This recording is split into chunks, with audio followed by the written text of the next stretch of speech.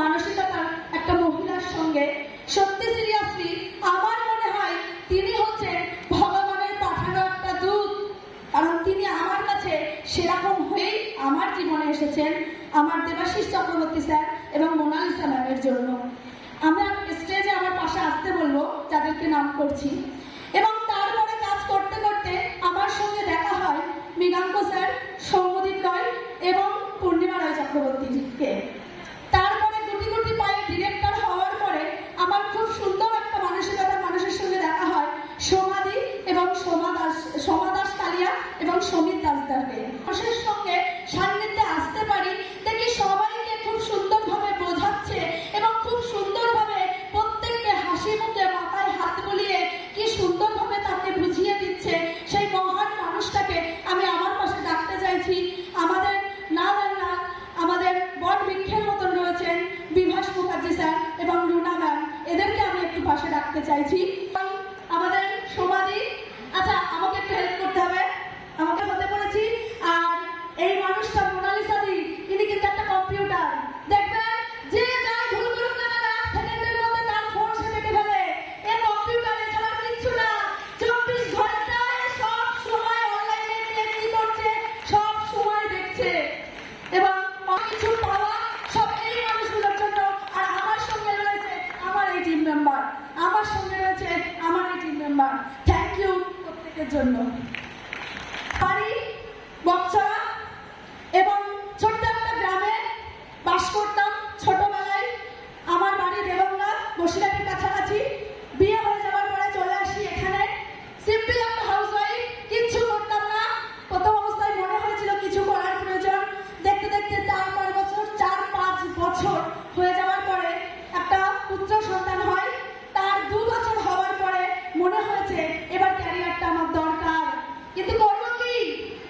তখনই মনে হলো টিউশনি করি, কারণ সংসার সামলিয়ে টিউশনি ছাড়া আর কিছুই করা সম্ভব না। তাই 2 থেকে 3টে টিউশনি করতাম সবকিছু কাজের সামলানোর পরে। কিন্তু লকডাউন পিরিয়ডে আগে ভেবেছিলাম যে টিউশনি করে তো খুব বেশি ইনকাম সম্ভব না, ইনকাম করতে হবে এমনও না, কিন্তু নিজের একটা প্ল্যাটফর্ম দরকার, নিজের একটা চাওয়া পাওয়া দরকার, তাই নিজের কিছু একটা করা প্রয়োজন, তাই টিউশনিটা করতাম। কিন্তু সেখান থেকে খুব বেশি ইনকাম আমি করতে পারতাম না। তাই তখন মনে হয়েছিল যে অনেকগুলো দোকান রয়েছে, একটা পার্লার খুলে বসি। কিন্তু শ্বশুর মশাই পছন্দ করতেন না, যে চুল কাটবে তুমি লোকে, দরকার নেই করার।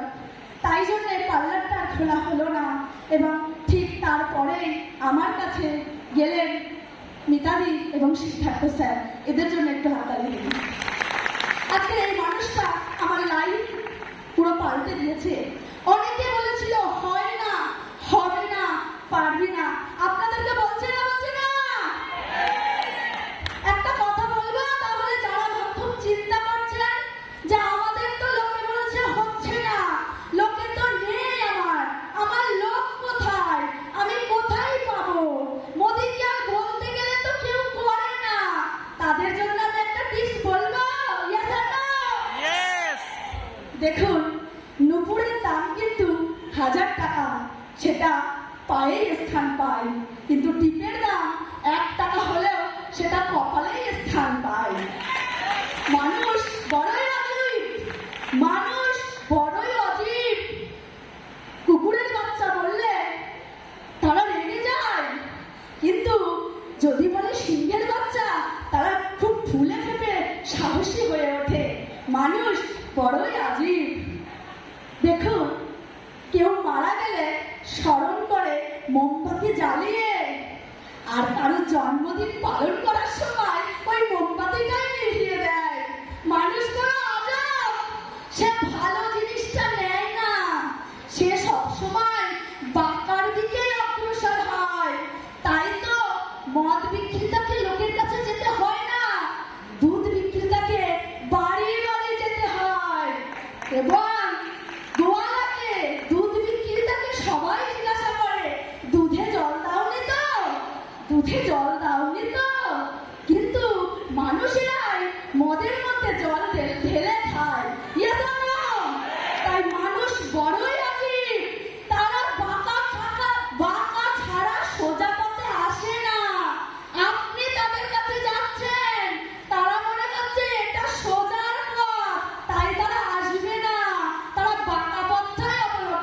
করবে।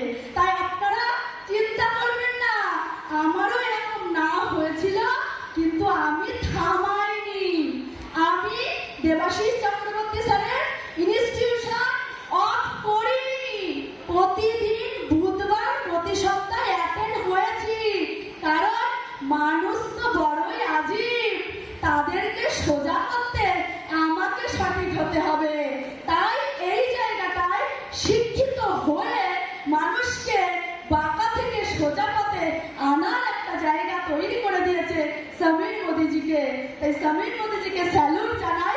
এবং আপনারাই সাহসের সাথে যখন আপনাদেরকে কেউ বলবে যে আমি করব না, আপনি ভাববেন মানুষ বড় আজীব, তারা সোজা ভাবে করে না, তারা বাঁকাটাই চায়। তাই জন্য 20,000 টাকা ইনকামের জন্য 8 ঘন্টা ডিউটি করে, আর আপনি তাকে সোজা পথ দেখাতে যাচ্ছেন, সে প্রথমে নেবে না। লেগে থাকুন, লেগে থাকুন, লেগে থাকুন। Thank you. আমরা করবো চাই। Good morning, good morning. Good morning, good morning. Are you excited? Yes.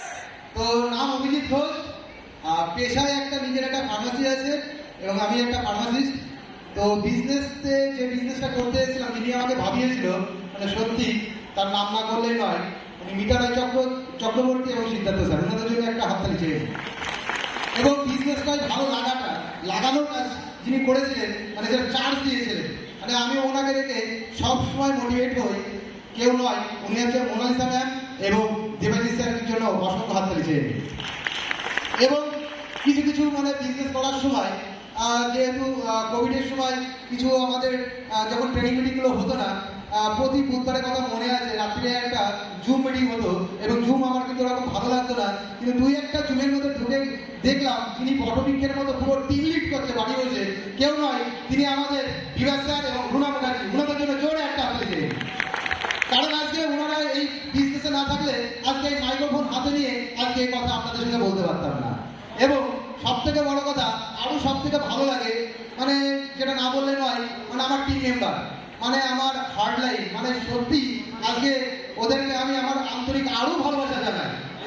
কারণ আজকে ওই মানুষগুলো আছে বলে আজকে এই ফুলের মালা আমার প্রত্যেকটা হার্ড লাইন লুকিয়ে আছে, প্রত্যেকটা হার্ড লাইন লুকিয়ে আছে।